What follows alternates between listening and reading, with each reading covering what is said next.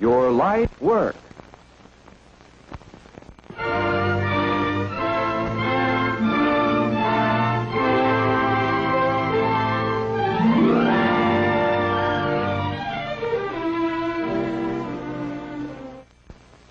The art contributed more to man's progress than any other art. By means of printing, the fund of knowledge accumulated through the ages is available to everyone, rich and poor alike. Printing is essential to all education. All the other arts rely on it. Religious movements depend on it. Business could not function without it, nor could government. Because of the need for printed matter in practically all of man's activities, printing now ranks fourth among the nation's great industries. The wide variety of products of the press and the demand for a constant supply requires the efforts of many skilled persons in printing firms ranging in size from the small one-man establishment to large plants employing hundreds of workers. Printing as a vocation attracts many young men and women because it offers real opportunities for steady work, good pay, and advancement. The trade has several branches and numerous allied industries. The most familiar branch, letterpress printing, has three distinct types of work. These are, first, composition, the preparation of the type or other matter to be printed for the presses. Second, press work, the actual printing of the composed matter on paper or some other substance. And third, bindery work, the folding or joining together of the printed sheets into various forms so that they may be sent to the public. In the composing room of a good-sized printing firm, the duties are divided among several employees, specializing in various phases of the work. The copy for jobs to be printed goes first to the markup man. The markup man must have a thorough knowledge of the art of printing. He decides what styles and sizes of type will produce an attractive result. He indicates the parts to be set by hand compositors and those to be set by machine operators. Although a great part of today's type is set mechanically, hand compositors are employed by all large commercial printing plants, newspapers, and publishing houses. Hand compositors usually set the large type, called display line, used in advertisements and other printed matter. Hand composition offers opportunities for artistic expression. Compositors who have the ability to create original ideas are highly paid craftsmen. The work requires manual dexterity, good eyesight, and thoroughness. Linotypes and other typesetting machines are used for the part of the copy called straight matter, consisting of many lines of the same length and size of type. The linotype operator manipulates a keyboard to assemble lines of characters, which come in contact with molten type metal to produce lines or slugs of type. These slugs are molded in the length required by the job. They are the right height for the presses, and the words are spaced correctly in the line. Linotype operators must work speedily and accurately, and be efficient in spelling, punctuation, word division, and printer's arithmetic. Some printing firms have monotype machines, which consist of two separate units, the keyboard and a casting machine. When the monotype keyboard operator presses the keys, punches driven by compressed air perforate a paper ribbon at the top of the machine. When the operator finishes, the ribbon is removed and placed in the casting machine. The perforated paper controls the movements of the machine, causing it to produce individual type characters set in properly spaced lines. There are other kinds of typesetting machines, but the monotype and linotype are typical examples. When a page of type has been set either by machine or by hand, it is placed in a small proof press and printed on a large piece of paper. This leaves wide margins around the type where the proofreader indicates mistakes to be corrected. It is the proofreader's responsibility to find all errors in spelling, punctuation, and typography. Large plants employ persons, usually women, who do nothing but proofread. But in some shops, this job may be done by the foreman or head operator.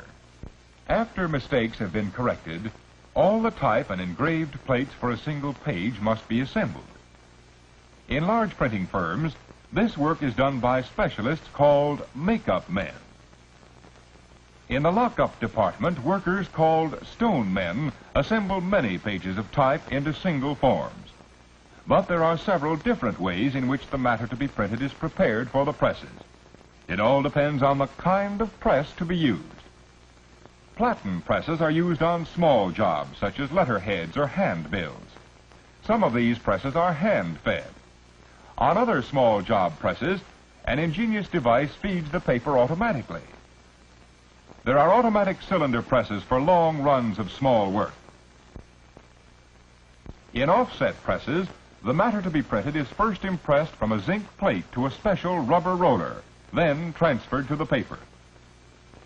And for printing magazines, books, and newspapers, there are immense high-speed rotary presses which, printing both sides of the paper in one operation, turn out thousands of folded copies per hour.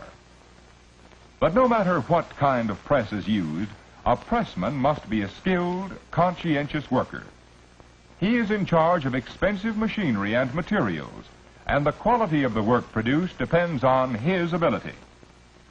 Before a job can be printed, the pressman must make ready, that is, compensate for inequalities of pressure of the paper against the plate. This is done by building up portions of the impression surface with thin pieces of paper cut to the proper shape so that the pressure is equalized. A pressman must know how to adjust his press to all kinds of paper and secure mechanical accuracy throughout. He must have an eye for intensity of color and see that the inking is uniform at all times. And pressmen should be able to supervise assistants, for in many plants, an experienced man may be responsible for the proper functioning of several presses operated by apprentices. The printing trades acquire most of their new workers through apprenticeship, or training on the job. Some vocational schools offer training which can be taken during apprenticeship or previous to it. Vocational school training alone does not always produce skilled workers, but it does enable a person to decide whether he is truly interested and suitable for the work. And the course of training is arranged to give the student a good background in printing. Usually a student starts with hand composition because all of the fundamental principles of printing are derived from it. Through a series of prepared lessons, these principles are thoroughly fixed in the student's mind. The lessons include instruction in spelling, word division, proofreading, punctuation, and printer's arithmetic. After completing the hand composition course, a student is eligible for work in the press room. Here he begins his study on a small hand-fed job press. After mastering it, he is advanced to the small automatic presses. But there is a great deal to be learned before a student can assume the responsibility of operating the large cylinder presses. Above all, he must thoroughly understand the mechanism. Thus, press work is particularly fitted for young men who like to work with machinery. Students studying to become linotype operators must have mechanical knowledge too, but here the emphasis is on speed and accuracy. Usually, anyone who has mastered the typewriter can learn to operate the linotype keyboard, but he must also learn composition. A student who successfully completes the course of study in some phase of printing at a vocational school is prepared to enter the printing industry on a basis leading to worthwhile remuneration. The chances of securing employment are normally good, for there are thousands of large printing establishments in the country and many small shops and newspapers. And work in the printing trade is not seasonal. It goes on the year round, regardless of sunshine or rain. Working conditions are generally satisfactory as to housing, hygiene, and hours. If you think you would be interested in printing as a vocation, investigate its possibilities and prepare yourself accordingly for the phase of the work for which you are best suited. The printing industry needs young men and women in its composing rooms where thoughts and ideas are fashioned into type. It needs mechanically minded young men in its press rooms to operate the intricate machinery. It is a growing industry, high on the list of those offering stability of wages and employment, a high proportion of salaried positions, and real opportunities for advancement. Perhaps you will find a place for your tastes and talents in printing, a vocation offering splendid possibilities for your life work.